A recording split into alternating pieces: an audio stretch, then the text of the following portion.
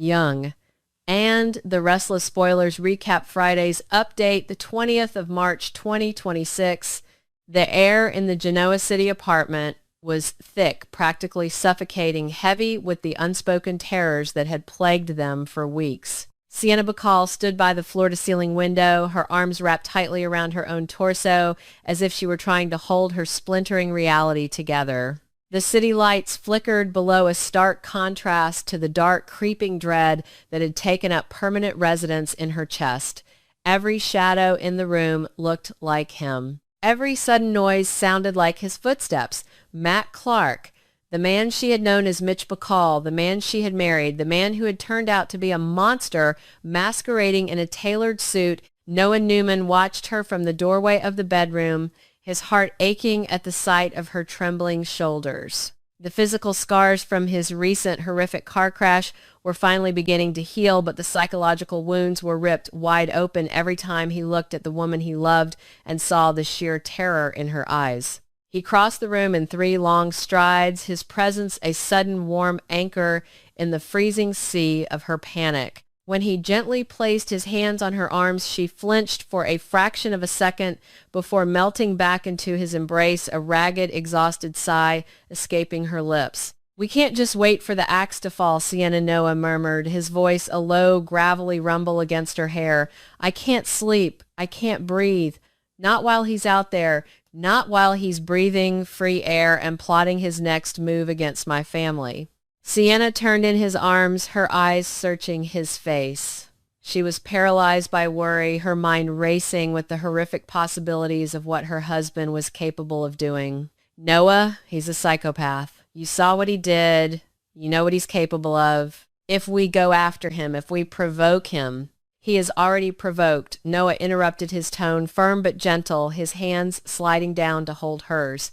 He needed her to understand the sheer magnitude of the danger Matt posed. This wasn't just a bitter ex-husband lashing out over an affair. "Sienna, you didn't know the real him. You didn't know Matt Clark. He isn't just a nightclub owner with a temper. He is a predator who has spent decades obsessed with destroying my parents. He assaulted my mother. He framed my father for murder. He nearly killed me by running my car off the road.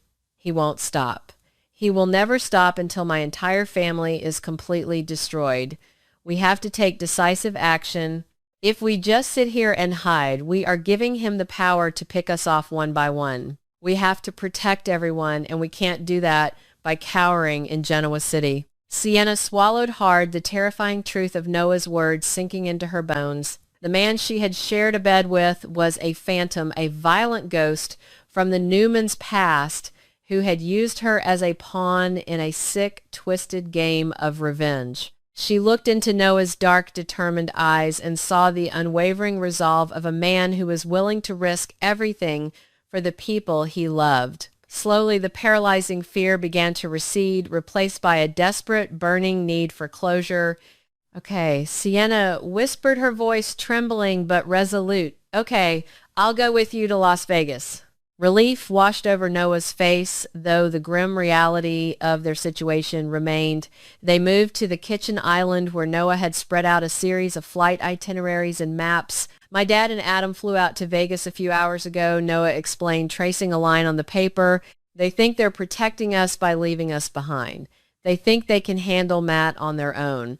But Adam's arrogance and my dad's blind rage, it's a lethal combination, Sienna. They're walking into Matt's territory blind." "So what is our play?" Sienna asked, leaning over the counter, her mind shifting from fear to tactical survival. "We secretly follow them," Noah stated, his jaw set in a hard line.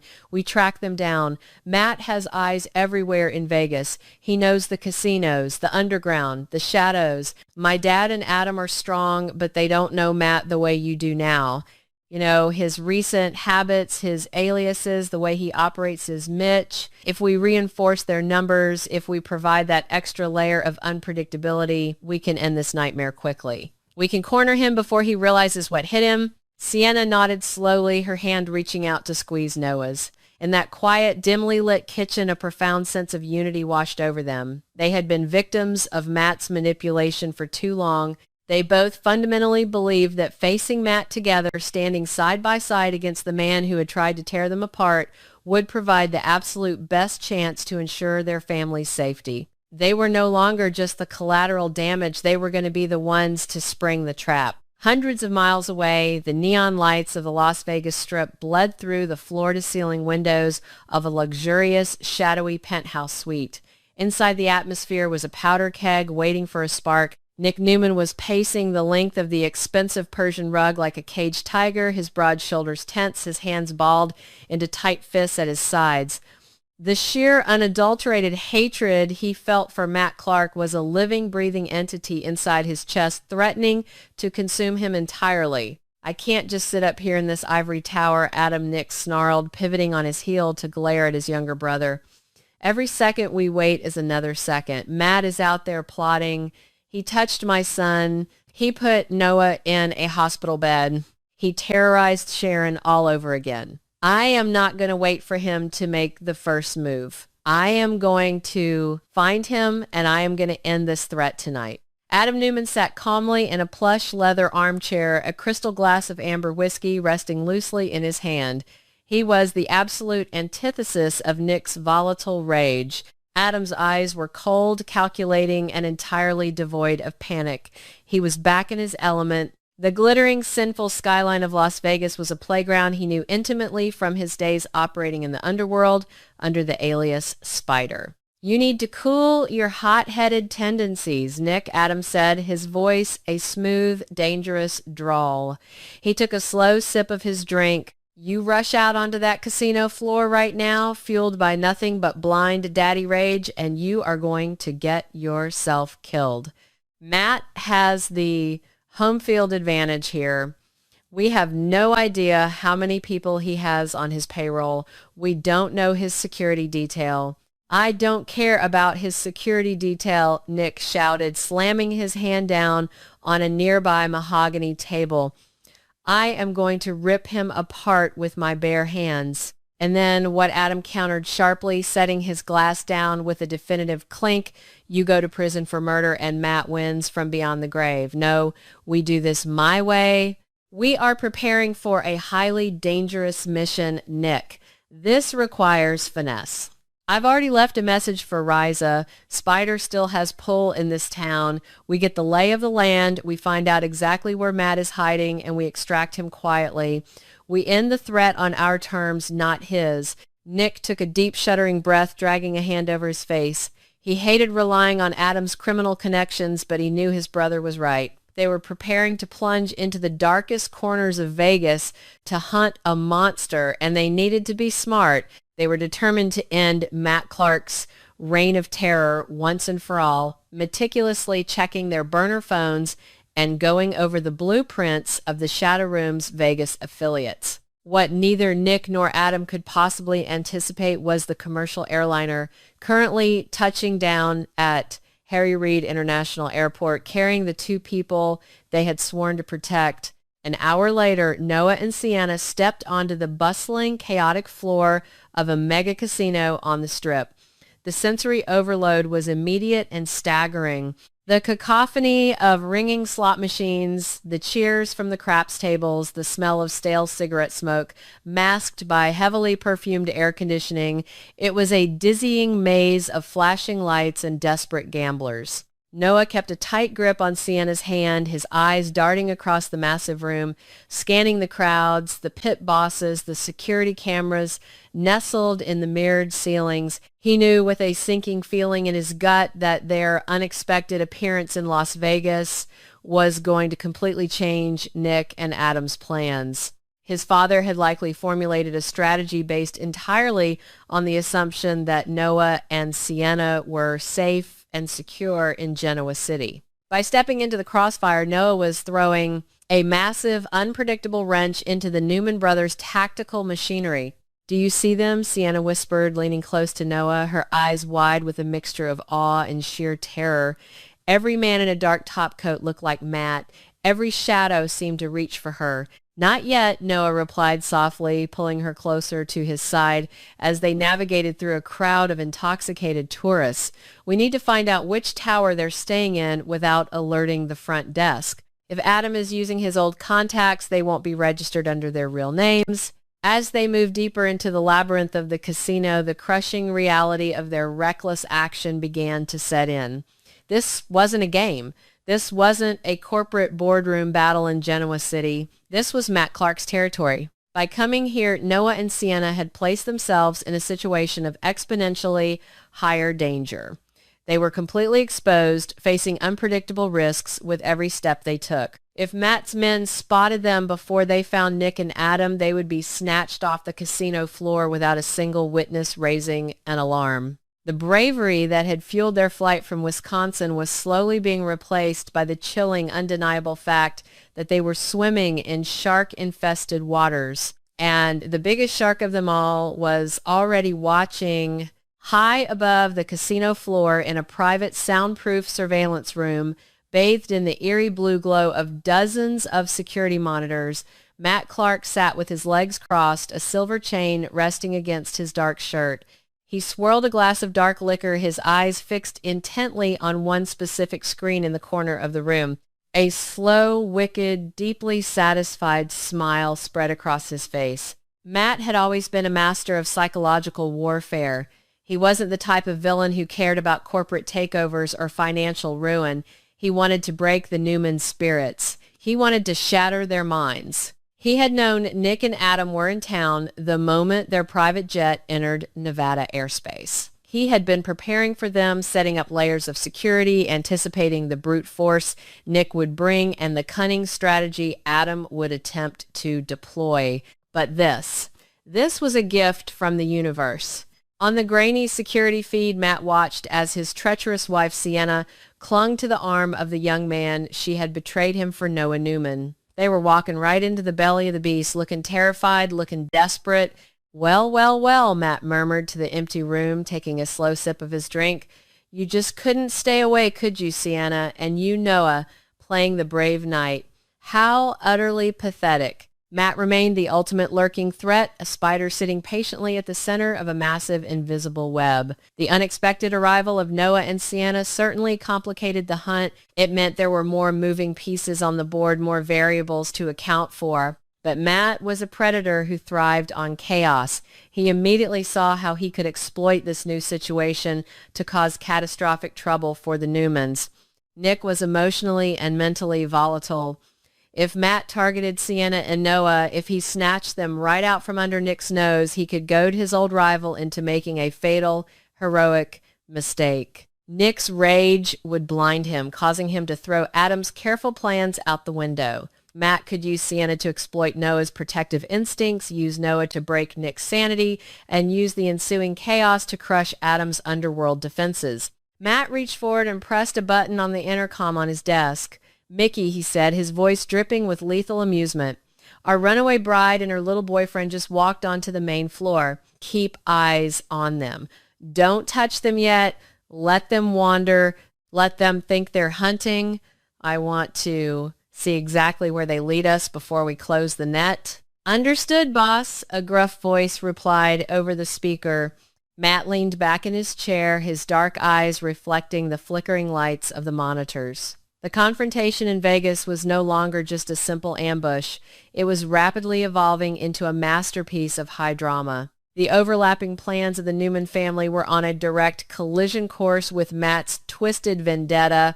Nick and Adam were hunting Matt. Noah and Sienna were hunting Nick and Adam. And Matt was hunting all of them. The air in Las Vegas crackled with the promise of violence as lurking dangers surrounded every single character. The neon lights outside flashed like warning beacons, but it was far too late to turn back. The players were all on the board, the dice had been rolled, and in Sin City, the house always wins.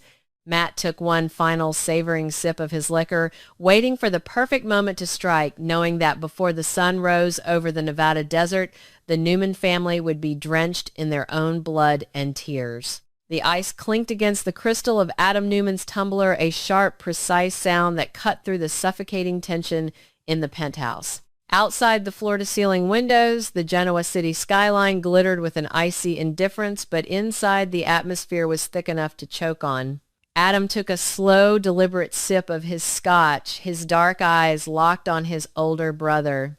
Nick Newman paced the length of the Persian rug like a cornered predator. His movements, usually grounded in an effortless, athletic confidence, were jerky, almost frantic. He ran a hand through his hair, leaving it standing on end, and wiped a visible sheen of sweat from his forehead. "We are running out of time." Adam Nick snapped, his voice rough, vibrating with an impatience that bordered on hysteria. "Matt is operating out of Las Vegas with impunity. Every second we sit here sipping top-shelf liquor and playing armchair generals, he's solidifying his hold. He's laughing at us." Adam remained perfectly still, leaning back against the edge of his mahogany desk. He recognized the desperation in his brother's voice, but he mistook it for mere Newman stubbornness. "You need to dial it back, Nick," Adam said, his tone infuriatingly calm. "Matt isn't some corporate raider you can intimidate by slamming your fists on a boardroom table. He's not a Victor Newman knockoff we can outspend. He owns the Strip. He operates in the shadows. If we go in blind, we don't just lose the upper hand, we lose everything." "I am not going in blind," Nick countered, his voice rising to a shout. He stopped pacing and pointed a trembling finger at Adam. "I know exactly what Matt is capable of. That's why we need to strike now. Tonight." Adam set his glass down with a heavy thud. "No, we wait. We stick to the plan." Adam stepped forward, closing the distance between them, trying to force Nick to meet his gaze. "I need to talk to Riza first. Riza Thomas knows the pulse of Vegas better than anyone alive. She knows the dealers, the pit bosses, the underground muscle. She knows Matt's blind spots. Let me get a feel for the situation through her. Once she gives us the green light, we move. Together." Nick scoffed a bitter, hollow sound that barely resembled his usual laugh. "Riza, you want to wait for your old contacts to throw us a bone. Matt is fortifying his position while you play catch-up with your old poker buddies." "I'm not waiting, Adam. I feel it in my gut. We have to handle him now." "Your gut is wrong," Adam warned, his voice dropping to a dangerous whisper. "Do not go rogue on me, Nick. This mission is too dangerous. If you step foot in Vegas before I have the lay of the land, you'll trigger tripwires we don't even know exist. Have some patience." Nick glared at his brother, his jaw clenched so tight his teeth ached. The warning went in one ear and out the other, blocked by a rising, deafening roar in his own head. He didn't say another word. He just turned on his heel and stormed out of the penthouse, the heavy oak door slamming shut behind him with a finality that made Adam flinch. The silence of Nick's own home offered no sanctuary. The moment he crossed the threshold, the adrenaline that had fueled his argument with Adam evaporated, leaving behind a crushing, agonizing reality. The pain flared a deep, radiating burn in his lower back that shot down his leg like a current of electricity. He groaned, leaning heavily against the foyer console, squeezing his eyes shut as a wave of nausea washed over him. It wasn't just physical pain, it was a psychological beast that had been clawing at him for weeks. He dragged himself into the master bathroom, his breathing ragged. The fluorescent lights buzzed overhead, casting harsh shadows over his pale, drawn face in the mirror. He looked terrible. Adam had been right about that, at least. With trembling fingers, Nick yanked open the mirrored cabinet. His eyes immediately locked onto the small amber plastic bottle sitting innocently on the middle shelf. Hydrocodone. The label bore his name, a prescription from weeks ago that was supposed to have been tapered off. Instead, it had become his lifeline. His judgment, usually a moral compass that pointed true north, was heavily compromised. The addiction had crept in quietly, disguising itself as necessary relief before wrapping its suffocating tendrils around his brain. He unscrewed the childproof cap, the plastic clicking loudly in the quiet room. He shook 3 white pills into the palm of his hand. He didn't even bother with a glass of water, tossing them back and swallowing dry. He gripped the edges of the marble vanity, waiting for the chemical wave to hit.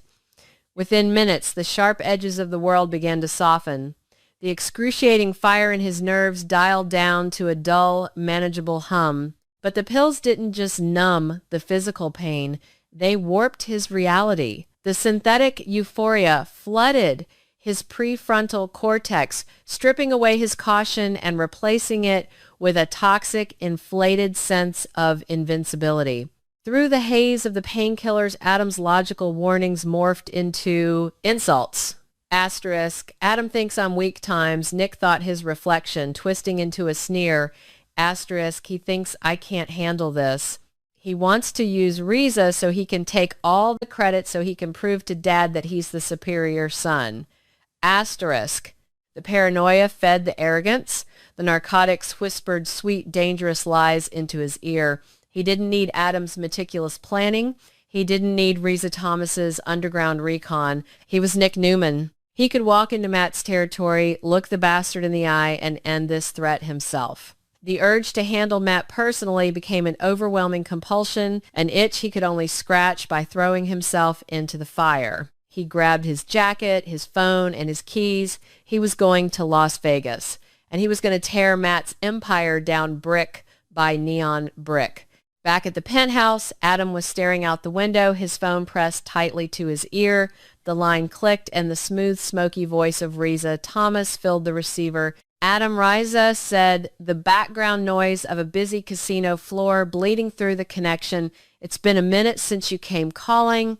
I need intel, Riza Adam said, skipping the pleasantries. Matt, what's his current status? Riza sighed, a sound that conveyed a deep, weary caution.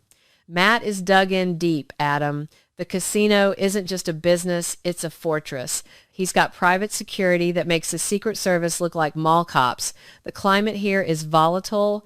He knows someone is sniffing around his operations. If you and your brother are planning a move, you need to tread lighter than air. One wrong step and Matt will bury you in the desert. That's what I thought, Adam muttered, running a hand over his face. I need you to map out his security rotations. Find me a window. I'll be in Vegas in 48 hours.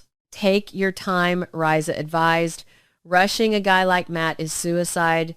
Adam ended the call feeling a knot of dread tighten in his stomach.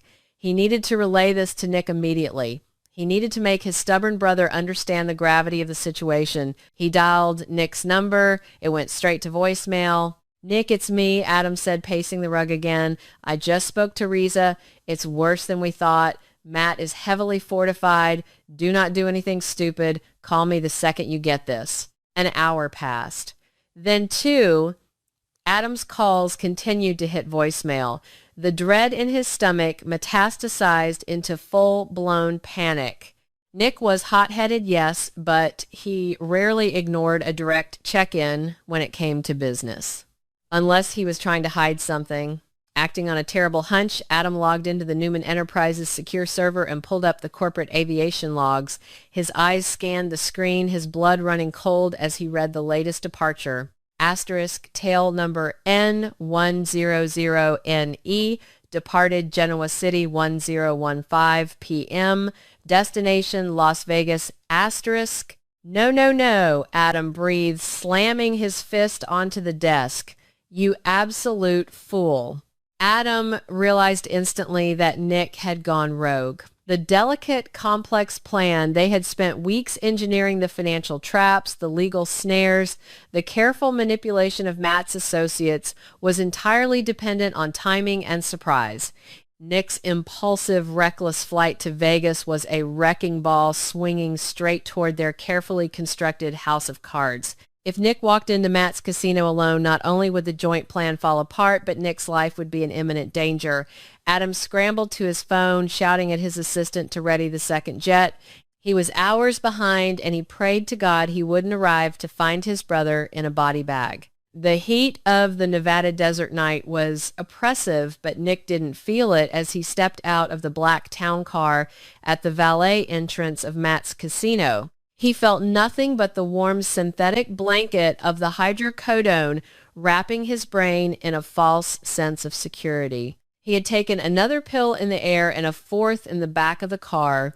He was flying high, his heart pounding, a frantic, erratic rhythm against his ribs. The casino floor was a sensory overload that would have overwhelmed a sober man, but to Nick it was just a blur of obstacles. The cacophony of thousands of slot machines chiming in, chaotic harmony, the flashing neon lights reflecting off the mirrored ceilings, the smell of stale cigarette smoke, expensive cologne, and desperation, it all washed over him as he moved with a singular aggressive focus. He pushed past a group of high rollers celebrating at a craps table, nearly knocking a woman over. He didn't apologize. He didn't even look back. His eyes, glassy and dilated, were locked on the golden elevators at the far end of the floor, the VIP access. "Sir, you can't go up there," a massive security guard in a tailored suit said, stepping in front of the elevator banks.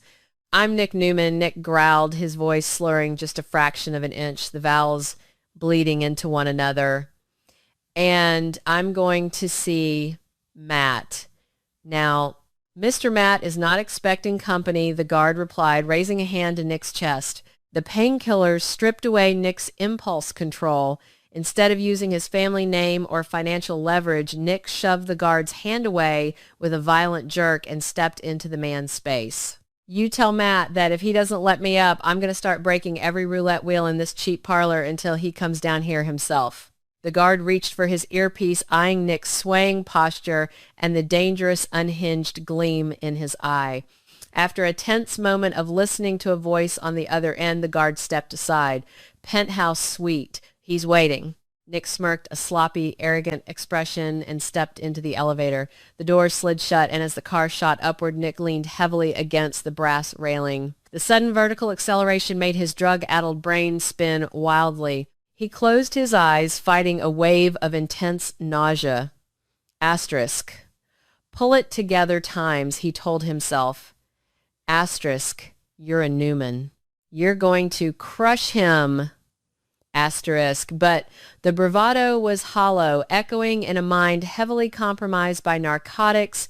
The elevator doors chimed and parted, revealing an office that looked more like the lair of a Bond villain than a casino manager's workspace. Dark mahogany, black leather, and floor-to-ceiling windows that offered a dizzying view of the glittering Las Vegas Strip. Behind a massive desk sat Matt. Matt was impeccably dressed, his posture relaxed, a crystal glass of water resting on a coaster in front of him. He looked up as Nick stumbled out of the elevator, a slow, predatory smile spreading across his face. "Nicholas Newman," Matt said, his voice smooth and devoid of surprise. "To what do I owe the pleasure of this unannounced and frankly quite rude intrusion?" "Cut the crap," Nick spat, marching toward the desk. His foot caught the edge of a thick Persian rug, and he stumbled, barely catching himself on the back of a leather guest chair. Matt's eyes narrowed slightly, taking in the scene. He was a man who made a living reading people, calculating odds, and spotting the weakest player at the table. Right now, the heir to the Newman Empire was broadcasting his weaknesses on a neon billboard. "I'm here to tell you that it's over." Nick continued, leaning heavily on the chair, trying to project authority but failing miserably. "Your little operation, the threats, the games, I'm shutting it down tonight." Matt didn't rise. He simply steepled his fingers beneath his chin and observed. He noticed the heavy sheen of sweat on Nick's brow, despite the crisp, cool air conditioning of the penthouse. He noticed the way Nick's jaw worked, nervously, the slight tremor in his hands gripping the leather chair, and most importantly, as Nick stepped closer to the light of the desk lamp, Matt saw the pupils blown wide, black pools swallowing the irises. "You're shutting me down?" Matt asked, his tone laced with a mocking curiosity. "And how exactly do you plan to do that, Nicholas? You barge into my casino, assault my security, and stumble into my office looking like you just crawled out of a gutter. Where is your brother? I assumed Adam was the brains of this little operation." "I don't need Adam," Nick shouted, the sudden volume cracking his voice. He slammed his hand onto Matt's desk, knocking over a silver pen cup. Pens scattered across the polished wood, but Matt didn't flinch. "I handle my own business. You think you can intimidate my family? You think you can hide in this desert and take pot shots at Newman Enterprises? I will ruin you." The situation was escalating rapidly, far beyond anything Adam or Riza could have anticipated. Nick was not negotiating. He was throwing a tantrum fueled by chemical arrogance. Matt leaned forward, resting his elbows on the desk. The amusement in his eyes faded, replaced by a cold, calculating gleam. He had expected a tactical chess match against the Newman brothers. He had prepared for financial sabotage, legal injunctions, maybe even a hostile takeover attempt. What he hadn't prepared for, what he was absolutely delighted to discover, was that Nick Newman was completely unhinged. "You're high," Matt stated. It wasn't a question. It was a clinical observation. Nick froze the accusation, piercing through the narcotic fog for a split second. "Shut up," he deflected, his voice defensive and wavering. "Don't try to change the subject." "Hydrocodone oxy," Matt mused aloud, standing up slowly. He walked around the desk, closing the distance between them. "I've seen that look 1,000 times on the casino floor. The sweat, the grandiose delusions, the complete lack of impulse control. You didn't come here with a plan, Nicholas. You came here because the pills told you you were untouchable." "I said, shut up," Nick roared, lunging clumsily at Matt. It was a pathetic, uncoordinated strike. Matt easily sidestepped the attack, grabbing Nick by the lapels of his jacket and throwing him against the floor-to-ceiling window. The glass shuddered under the impact. Nick gasped, the breath knocked out of him, the physical shock temporarily overriding the painkillers. Matt pressed his forearm against Nick's chest, pinning him to the glass, overlooking the dizzying drop to the strip below. "You really are a fool," Matt whispered, his breath hot against Nick's face. "You thought you could walk into my house and threaten me. You just handed me the keys to the kingdom." Nick struggled, his hands weakly grabbing at Matt's arm, but his drug-addled body had no strength left. The adrenaline was crashing, leaving him hollow and terrified. "I knew Adam was plotting something," Matt continued, a sinister smile returning to his lips. "I knew you two were building a trap, but I didn't know how to break your unified front. Now I don't have to. You did it for me." The great Nick Newman, a junkie acting completely out of his mind. "Do you know what I can do with this information? Do you know the leverage you just handed me on a silver platter?" The reality of the situation finally pierced Nick's chemically altered brain. The euphoria vanished, replaced by a sickening cold horror. He looked into Matt's eyes and saw nothing but his own absolute defeat. He hadn't come here and conquered the enemy. He had walked directly into the lion's den, covered in blood, and offered his throat. Matt released him, stepping back and straightening his suit jacket. "Security," Matt said, not even raising his voice. The heavy oak doors of the office opened instantly, and 3 massive men stepped inside. "Escort Mr. Newman to one of our private holding suites," Matt instructed, turning his back on Nick and walking to his desk. "Make sure he is comfortable. And confiscate whatever he has in his pockets. We wouldn't want him overdosing before we can negotiate the terms of his family's surrender." Nick tried to fight, throwing a wild, desperate punch at the first guard, but he was subdued in seconds. His arms were pinned behind his back, the sharp pain in his shoulder flaring up, screaming through the fading haze of the painkillers. As they dragged him out of the office, Nick caught one last glimpse of Matt, who was already picking up his phone, dialing a number with a look of absolute triumph. Thousands of miles away, high above the American Midwest, Adam Newman sat in the darkened cabin of the Newman jet. He stared out the window into the pitch-black night, his reflection staring back at him. His jaw was tight, his stomach churning with an impending sense of doom. The complex, masterful plan they had spent weeks devising to destroy Matt was officially dead. The element of surprise was gone. The trap was broken. Adam closed his eyes, leaning his head against the cold glass. He knew with absolute certainty that by the time his plane touched down in Las Vegas, he wouldn't be arriving as a conqueror. Because of his brother's reckless drug-fueled stupidity, Adam was flying straight into a hostage negotiation, and the Newman family was standing on the absolute brink of ruin.